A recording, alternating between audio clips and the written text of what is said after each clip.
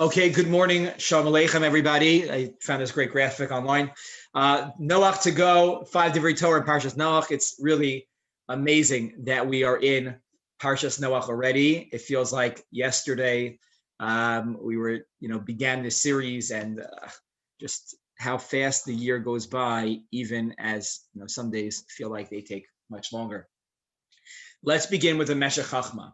I heard this Meshech Chachma 6-7 years ago, and it really struck me. Noach is the man of comparisons. Noach is compared to many different people, and sometimes I feel like it's unfair in these comparisons of he gets compared to Avraham, and he gets compared to the people in his generation. Enough with the comparing. We should look at Noach for who he is. But the Medrash also takes it in a different way and compares Noach to Moshe. How? So if you take it in contextually, there are only two people, the Zohar writes, there are only two people that were ever on a teva in history, right? Noach was in a teva, and Moshe. The teva, the basket that Moshe was placed in the Nile, that his parents placed him in, and Miriam watched him in the Nile, was called teva, was a teva. They're the only two people. There's a connection between Noach and Moshe, to the extent that the Zohar writes that Moshe was a Gilgul neshama of Noach. And the Medrash is not going on that direction. The Medrash is much more in the intellectual, not in the spiritual realm. Medrash is spiritual, but not in that realm. Says the following about Noach and Moshe. Noach begins his life being called an Ish Tzaddik. Ish Tzaddik Tamim Haya B'Dorasav. That's how he begins his life. And the end of his life, we're going to go into this a little bit more later, but at the end of his life, he makes a kerem after they get off the teva, and he's called an Ish Ha'adama. He begins up here, and he ends his life down here. He's a righteous man, and then he's a man of the ground, man of the dirt. And Moshe is the opposite. Moshe begins his life as an Ish Mitzri. Remember, they refer to him as Ish Mitzri Hitzilani. The daughters of Yisro say, an Egyptian man saved me. But at the end of his life, we read this a few weeks ago, Moshe is called an Ish Elokim, a man of God. Now, what's the deeper message here? You're right. One message here is, where are we headed? And that is really the goal in Judaism. It's not about where you started. It's not about, because some people are born into families and they are endowed with lots of knowledge and they're fed a lot of things. No, it's about where you're headed. Are we on a growth trajectory in life? Are we looking and seeking to learn more and to do more in our Avodas Hashem? Or are we not? Noach was started here, but he ended here. Moshe started here. Moshe went to public school. He went to the University of Cairo. He went to PS 140 in Egypt. And look where he ended up from starting so low. And says the Meshech Chachma the following: how'd they get there? There are two ways in Avodas Hashem. There are usually more, but we're focusing on two. Somebody who just is involved in himself. They're involved directly in what they do, maybe just them and their family, and they're completely focused on them. They would say they're an ish prati. They're focused on their own service and how everything affects them and only them. They may reach very high levels, but it's never shared with anybody else. There's another way, and that is to grow with the tzibur, somebody that is osek b'tzarchei tzibur. And he says like this: somebody that's just involved with themselves can be a tzaddik. could be an ish tzaddik, right? But they can never go higher. They can never reach higher. Whereas somebody that is involved with the tzibur, not just with themselves, tries to get other people and uplift them as well, they are not just an ish tzaddik, they can become an ish elokim. Kedusha doesn't mean I'm for myself. That there be parts of yourself that are private, obviously, but we need to be part of the tzibur itself. And that is a difference between ish tzaddik. Noach did not daven for his community. He didn't daven for them. Maybe he didn't try hard enough. He didn't convince everybody to change. Moshe took the people on his back. He took Jewish people on his back and wanted to help each and every one and uplift their own lives. And that ultimately is a difference. The fall for Noach was very hard. The growth for Moshe was exponential and never stopped, to the extent that we continue to reach and give schusim to Moshe. The Torah is called Torah Moshe. That is the first message, the comparison between Noach and Moshe, and to be an ish or an isha klalit, to be somebody that is part of the tzibur. Cares. Rabbi.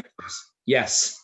So it appears that Noach was a person that wanted to maybe help people, but if they didn't really want to help themselves, he wasn't out to help them. That seems to be what it looks like to me. But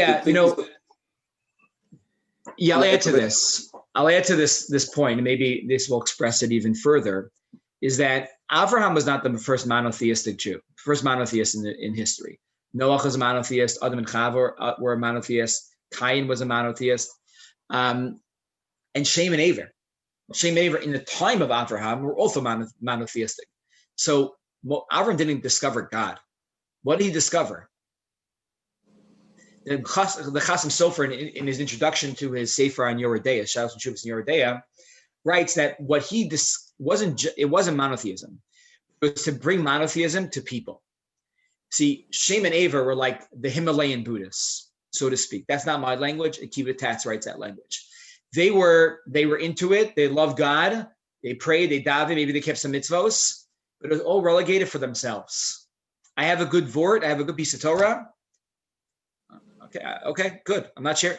No, Abraham, a good piece of Torah. I share that with other people. I want to share the love of Torah and Judaism with others. That's a big difference. So that's what the Chassam Sofer says, the difference between Avraham and Sarah, versus everybody that came before them. You don't see Adam and Chava trying to spread. They lived in the times of Enosh and the times of when Avodah Zarah began. They didn't say, hey, listen, God is loving, God, we love it. Maybe they had it, but they did not do that. We don't see Noach doing that either, or Shem and Aver by that matter, versus that was the difference. That's what Judaism brings. This is not just for us. We want to spread the message of HaKadosh Baruch Hu, not in a missionizing way like that. We're not going knocking on doors, but we believe in our mission and we are proud of what we do. So what Abraham did with Sodom, I know he prayed for them and he kept on coming back to HaKadosh Baruch Hu to say so many people.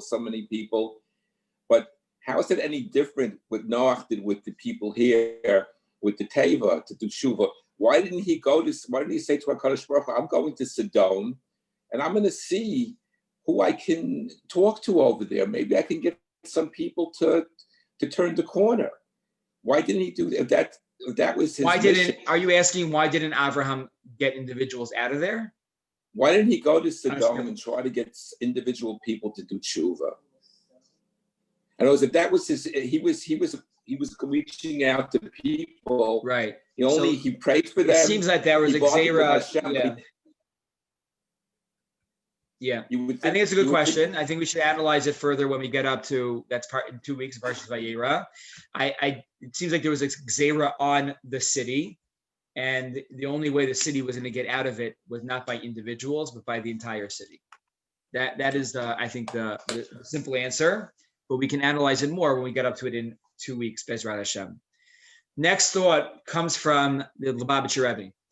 At the end of the Mabul, and after the raven and the dove, and Noach realizes that the everything's over. The Mabul has finished. And we have to think of ourselves these days as we are like Noach. Rabbi Barrow Wine actually spoke about this a few months ago at the beginning of Corona. And like in a very similar way, we were like the waters outside of our homes were raging. It was very scary. We couldn't go outside. People who were, so to speak, outside didn't necessarily make it. And it was very, very scary. And we were in our own tevas for a very long time. And we're right now not even sure. We're testing the waters. Is the teva over? Is it over? Is the mabul over? Is it not over? Where are we? What are we up to? It's very confusing. For Noach, it was very obvious. He knew the mabul was over, which leads us to this pasuk. The pasuk tells us, "Sein mina teva, ata ve'ishtecha v'necha." You must lead the teva. You, your wife, your children, your children's wives, with you. Kol hachaya asher itach, itcha, all the animals with you, all of the animals, the birds and the bugs, everything must leave the teva. Rashi writes the following. Why does Hashem say it in such a strong language? Im einam rotzim latzeis, hotziam ota. If they don't want to leave, you, right, remove them. Meaning, if your children don't want to leave, you got to kick them out. And the Rebbe is inferring from Rashi is that like there was this hesitation even from Noach to leave the teva. Same in a teva. Get out of here. Why didn't Noach want to leave the teva? Why didn't Noach want to leave the teva?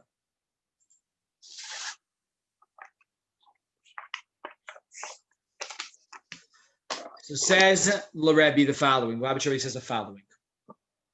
We see that in Tevas Noach, things at a certain point were very easy. They were in a certain way very geuladik, very redemptive. Why was it? It was miraculous that on this Teva, the wolf lived with the lamb and the lion was not, but let's not take that. Everything lived in harmony on the Teva. The Teva itself was very holy. It was very kadosh. It was separate from the world, and there was a wholeness to living on this Teva. Noach didn't want to leave. He felt that this maybe was his mission, to create this idyllic society where everything worked perfectly and harmoniously, and he didn't want to leave. And HaKadosh Baruch Hu told him, that's not what we're up to, or that's not real life. That's not real life. Real life has imperfections, has challenges. It could also be. Yes, Rabbi Lapp. I think it could also be saw it was there was nothing there. Everything was absolutely destroyed. At least here he had some security. He had a place to put his feet, his family, whereas everything else was floating around dead. Yeah, you're right. You're right. There was security. I think that's a very nice thought. There was security on here. I'm going to add to that, Rabbi Lapp, is that it's not just security. You get comfortable where you are, and then it's scary to go back, to go to this next stage. Noach ultimately knew the world was going to be created anew with him. How would he feel? Or how did he feel about that? Noach was scared. It caused hesitation for him. Should he go outside? What was going to happen? Would he fail again? Would he lead a new generation to fail and, meet God's wrath again? Yeah, God promised it wasn't going to happen again, but would he disappoint HaKadosh Baruch Hu? Would the people just fail? What would happen as a result? And Noach was concerned about that. Noach was scared. I think we can really resonates with us. It's scary. It was scary. The first, for those that are not out, it's still scary. And for those that go out, you have that hesitation, and that those first times when you did something that you didn't do for 4 or 5 months, it was something that you hesitated and you were not sure whether you were doing the right thing or not. Am I risking my life to do this? And Noach was concerned after experiencing a Mabul. That is two from the Rebbe. The Sfas Emes. It's a very powerful Sfas Emes who says the following. What happened? Noach, we said, is Ish Adama. He made a vineyard after he left the Teva, and he had wine. He drank the wine and got drunk. Not just drunk, he got really drunk to the extent that he was castrated by his grandchild. Now, says the Sfas Emes, a very powerful insight. What, Noach didn't know how much to drink? Maybe Noach became a drinker because of, right? Maybe he became a drinker after experiencing all of this, and he needed to somehow suppress all of these thoughts that he had. And that's a very, very real way to look at Noach. The Sfas Emes suggests something very powerful. Yitachin lefaresh, that after the Mabul, see, Noach had a cup of wine every night. Every night, and before Mabul, after Mabul, Noach had a cup of wine. That was the way that was part of his routine at night. It says this Sfas Emes that the world changed around Noach. The world that Noach was entering was not the same world that Noach left before the Mabul. And when Noach left the Teva, he entered a new world. And that same cup of wine that he had before caused him to get very drunk, even though it didn't beforehand, because the world changed. Teva, he says, nature, Nishtanu Hadoros, the generation itself changed. Therefore, also the alcohol and the alcohol content and what effect, that all changed as a result of the Mabul. And this is a very powerful, thought that the Sfas Emes shares. Okay, it's an insight into Noach and what he did and what he didn't do, and maybe what was going through his mind when he got drunk. But also, you think about it, generations change. They used to say every 25 years, probably every 5 years now, things continuously change. And something that might have been good 5 years ago is no good anymore, is not kosher anymore. But the same is true as well. Sometimes something from 2 years ago, which was off limits and we have to be hesitant about, is something that we need to embrace in a new generation. Think about how we engage children, whether it's in Torah, in learning. Noach is teaching us that we can't look always at the past to dictate what we do right now. We need to look at right now and see what is effective and what are the modalities for how we educate and teach the generation that we are in, how we speak to them, how we talk to them. We are on Zoom right now. That is not something we thought would be effective and working 10 years ago, 5 years ago. Maybe certain communities don't yet embrace all of this technology. It's something to think about with this thought of Noah. Let's go on. Source number 4, the Beis Yisrael. The Beis Yisrael says the following. We say in Pirkei Avos the following. The Mishnah says the following: Hakina, v'hataiva, v'akavod, motzinas adam min ha'olam. Kina, jealousy, desire, and kavod, and honor, drive a person out of their world. If one person is consumed with one of these traits, or the more so with more, then they cannot live with themselves. If you're consumed with jealousy, then I'm continuously thinking of what other people have. And if we're continuously thinking about what other people have, there's nothing doing. You can't live. Your life is not living. Same thing is true with taiva. What I desire, I don't have enough. I could be the wealthiest person on the street, in my community, in the world. If I want more and more and more and more, then it's motzinas adam min ha'olam. It removes one from their world. I don't get enough respect. This person, that person, never enough. And so the Mishnah says very aptly and very appropriately, and it's real, that these 3 things can consume a person and remove them from their world and from their mission. And the Beis Yisrael says you see this play itself out in the first 3 stories in the Torah. He says like this, Kinna. Where do you see Kinna play itself out? Cain and Hevel. Cain and Hevel, it was jealousy that caused Cain to kill Hevel and remove himself from the world, his own world. Taiva, the Dor Hamabel. What did they steal? A car? Stole a house? No. They stole just for the sake of stealing. They stole things less than a shava pruta, less than a penny's worth. That is just the desire to have somebody else's things is what caused them and drove them to steal. And ultimately, they were removed from this world.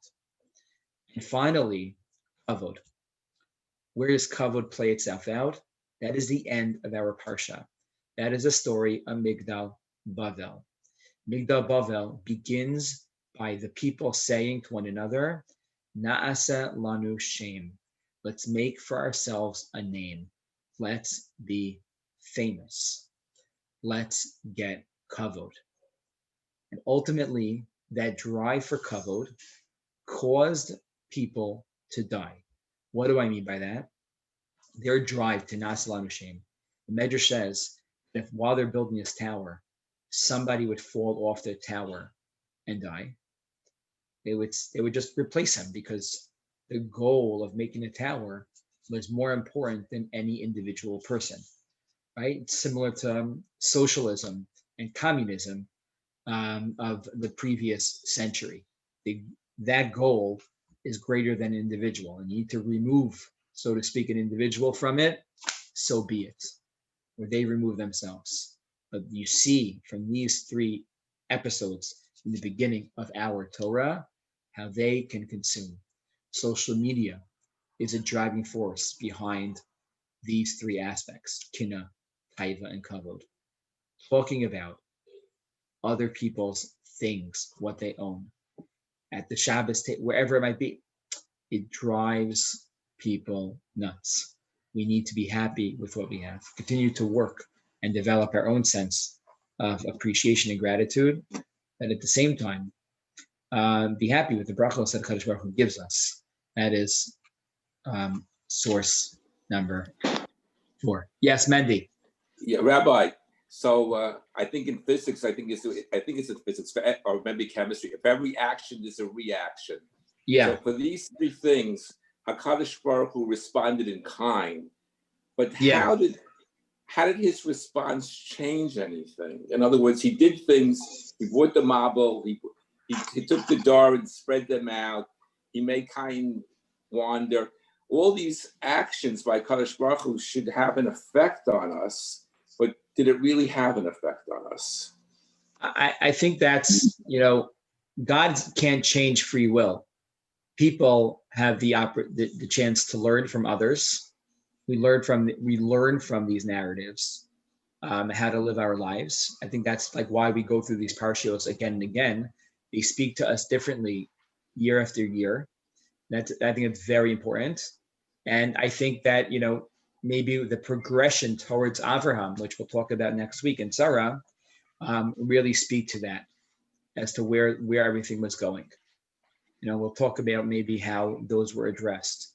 But I think for us to talk about it is where we learn how to, inculcate important messages in our lives. Finally, lastly, Rabbi Lam, the people of the town, Rabbi Lam has 2 drushos on Parshas Noach. Both are excellent. We'll learn the first one. He compares Noach and Yonah, actually through the 3rd chapter in Sefer Yonah. So we're going to learn a little bit of that drasha on Monday. Rabbi Lam quotes the well-known point in Rashi. He addresses Rashi. Rashi says, quote to Medrash, that why is it that the people of the Mabul were destroyed, but the people of Migdal Bavel were not? And he says the following: since the people of the tower, the generation of Migdal Bavel, loved each other, right? They worked together, they remained, right? As opposed to the people of the flood, they hated each other and they were steeped in theft, they did not remain. Rabbi Lam says the following: there is something that can be salvaged from the generation of the tower, something of lasting and permanent value, and that is love and friendship. What our rabbis got from this episode of the generation of the tower is that every generation can become a towering generation if it learns to love. That even if people are arrogant and godless and criminal, they can escape heavenly wrath if they will learn to love God's creatures. The only way of nishtaria mehem pleta, of surviving a world of coldness and treachery and mass production and bull project to obscure the individual, is through love. Is through love. It is told, Rabbi Yuna does not follow this practice, but it's important to share. It is told that a Jew once asked his rabbi, why do we say l'chaim to our friends before saying the bracha over schnapps or over wine? Isn't it disrespectful? So the rabbi answered by saying, the pasuk says, "V'ahavta l'recha kamocha, ani Hashem." Right? First it says, love your neighbor like you love yourself, and then it says, love God, ani Hashem. We frequently speak of the mitzvah of neighborly love, yet we fail to understand it, therefore to practice it. The difficulty is a simple one. Some people are simply unlovable. And I'm speaking to our brothers and sisters in communities specifically now that are all over the news. How do we love them? Right? We run to immediately criticize them for their, mistakes, chilul Hashem, and that is what we are consumed with. I think it is incumbent upon us to learn from Migdal Bavel, to follow in a certain way, to find, to be matzik them in our hearts. What is their motivating factor? How can we find positive ways that we can love them despite maybe their mistakes? And what are they doing? They love Torah so much. They love Jewish education. They can't live without a minyan. Therefore, they feel compelled to break certain rules. It's important for us not to say they are right, but to find in our hearts a space of love for them. We would do this for our own children. If a child of ours came home and said, that kid cut class, or that kid, we would find reasons to be matzdik them, even while giving them, realistic punishments and consequences. I think it's incumbent upon us as Jews, as one Jewish bloc, one Jewish unit,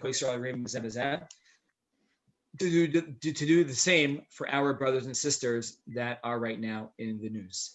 That's v'ahavta l'recha kamocha according to Rav Hirsch. It doesn't say lireacha. It doesn't say v'ahavta it says lireacha, not esreacha. Esreacha implies an emotional tie, a complete and uncritical love of your neighbor.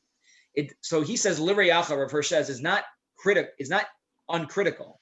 You can have critiques of the person, but lireacha kamocha is empathy, meaning put yourself in their place, participate in their feelings, right? Put yourself in their shoes, so to speak, and be happy for them, be sad for them. Try to understand where they are coming from. Rav Hirsch says is a fulfillment of the lireacha kamocha. It is not a blind love that we express them. It's a real love, where it's in a real love by saying, yeah, you have faults, you have mistakes, you mess up.